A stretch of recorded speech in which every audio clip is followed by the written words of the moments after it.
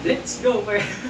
Talaga na, let's go. Ito pala yung hapunan ko ngayon. Anong oras ba ngayon? Mag-alas 5:30. Apat na nilagang itlog. Tapos kalabasa. Ito naman yung paksiw ko na bangus. May tatlo yung binili ko. Tatlong graso, 1 kilo. Tinira ko na sa almusal kanina yung isa. Ngayon, itong dalawa. Bali sa ngayon kasi 2 kain na lang ako pagka off duty. Yan yung ginagawa ko ngayon. Okay, let's go, let's go! Kain na. Ang ganda yung kalabasa niya. Malaki.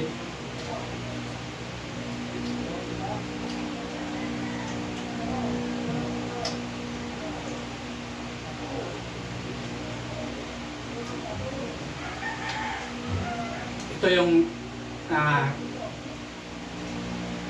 last meal ko para bukas mag-fasting na naman ako ulit.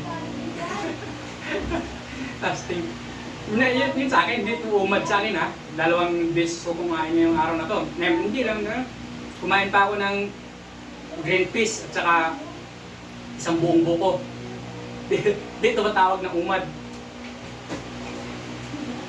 Basta nag-fasting ako, ang pinukuha ko yung idea dun sa fasting yung parang tinuturuan natin yung katawan natin na gamitin yung body fats. Kasi nga, di ba pagka wala nang panibagong calories yung katawan mo, napilitan yung katawan natin na gamitin niya bilang energy yung stored fats natin. Kaya yun yung kinukuha ko. Pero yung mga benefits doon sa fasting, hindi ako ganun nakapokus doon sir. Lahat namang mga nagpo-promote doon, may kanya-kanya silang kumbaga ang tawag ito, dahilan. Hindi ko mag-aanong yun kasi mayroon namang iba na hindi gaano pinopromote yan. Pero inaamin naman nilang mayroon talaga mga benefits. Pero wag na yun, hindi na yung benefits. Yun sa akin lang yung tinuturuan ko yung katawan ko na gamitin yung body fats. Kasi hindi naman ako eh. Hindi ko naman kailangan yung mga mga extra benefits pagka tagdag na haba na fasting. Sa akin lang yung idea lang na tinuturuan ko yung katawan ko na gamitin yung body fats. Ito yung hard cutting na maraming dahil ang cheat meal. Pagka di ako nakakatulog kaya pag mahabang oras kasi mapakain talaga akong mapakain. Gaya ng Pizza Jess, ako yung napapunta dun sa opisina. Awil.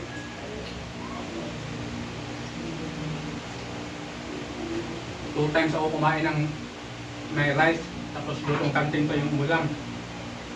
Una, dinuguan. Tapos,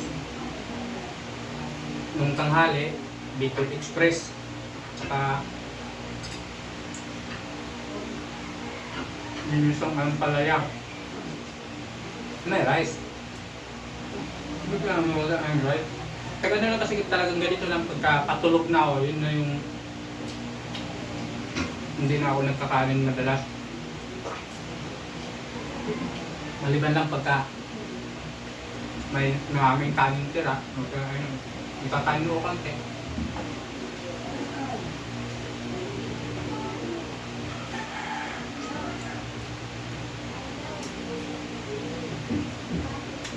Hindi na rin naman kasi kailangan natin sa gabi ng sobra-sobrang energy kasi matutulog na rin naman tayo. Hindi na rin naman natin magagamit yung energy na ipapasok din sa katawan natin kasi matutulog lang tayo. Kaya, ipasok lang natin na energy, yun yung kaya lang nang gamitin ang katawan natin habang tayo natutulog. Bigla ako naging expert Kaya minsan, magkunyari tayong may alam. Nag-chismis na yan. Huwag kayong basta-basta maniwala, mag-research din kayo para kasi pwede yung gumana sa akin, hindi gumagana sa inyo kasi una, hindi tayo pare-parehas ng physical activity.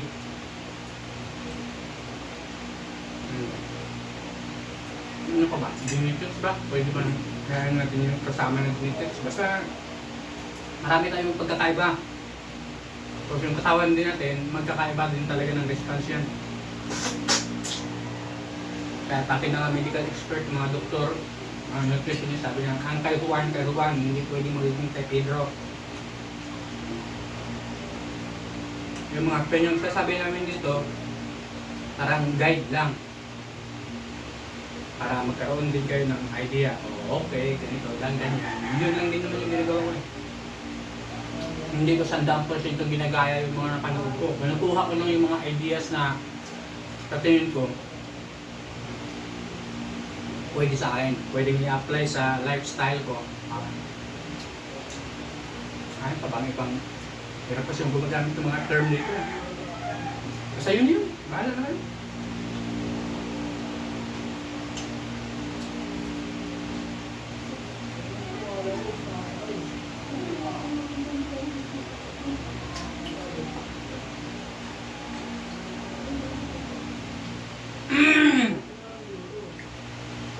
Huwag kang magantay ha. Teka ka. Magantay ka, huwag kang magulo. Bugbog din na ito. Sampo ka lang dyan.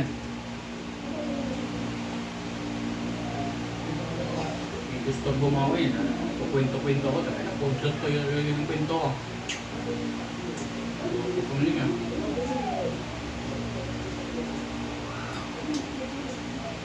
Ngayong araw pala to, hindi na ako nagbubuhat. Naglakad-lakad na lang ako. Yun naman yung chismis na napanood ko.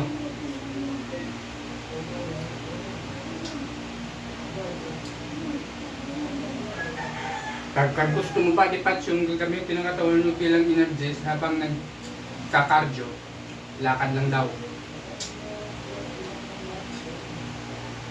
Kasi pagka sobrang intense na cardio o takbo yung gagawin mo, gagamitin energy ng katawan mo yung carbs kasi yun yung pinakamabilis na magamit daw eh.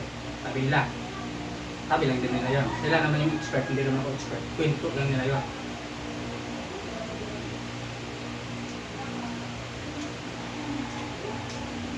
Isa pa, ang lakad, hindi ganoon ka-prone sa injury.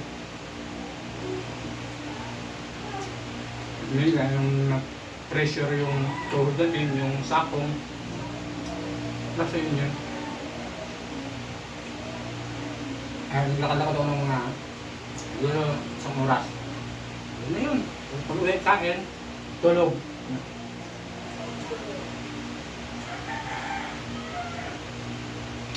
Ayun nga lang, pagka gusto mo talagang sinusuhin bodybuilding, talagang masakripisyo talaga lahat ng mga good time. Ito, dati, day off. Patambay-tambay ng ulan sa labas para pag may magyaya inuman, inom na agad. Ano yun? May mga nagyayaya ng gala. Ngayon, takot na akong may magyayaya sa akin ng gala kasi hirap tumanggi. Dami ang gagamitin alibay para di ka makasama. Nagtatampo na yung mga tropa kong nagyayaya na sama-sama naman tayo minsan, dito ganyan. Dami akong palusot. Yun nga, parang unang purpose na bakit ako pumasok din sa mission na to para makaiwas sa inom. Sama-sama tropa, matik talaga yan, 100% alak talaga yung malis. Hindi naman mabuo yung kwentuhan paggawa ng alak eh. Ngayon sa mga lalaki, hindi masaya kwentuhan pagka walang alak, walang chismis pagka nangadalapin.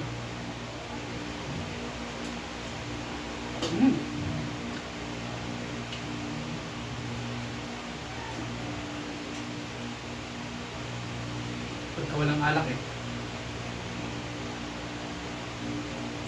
Pero pag may alak, pwedeng lumabas yung chismis. Kasi Lord de Vera pa, chismis noon, kasaysayan ngayon. Ngayon, sabi ko, tinitira ko ng pati yung ulo. Baka sakaling magkaroon din ako ng utak.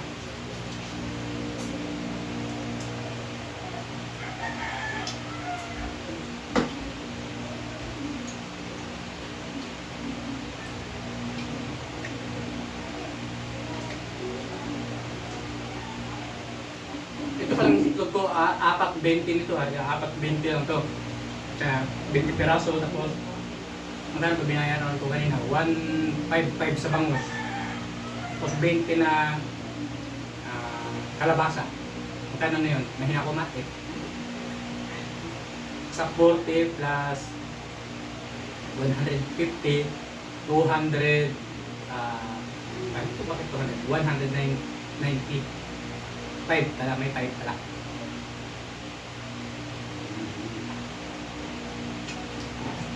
Maliliit na itlog, kaya mo ng isang subuan lang.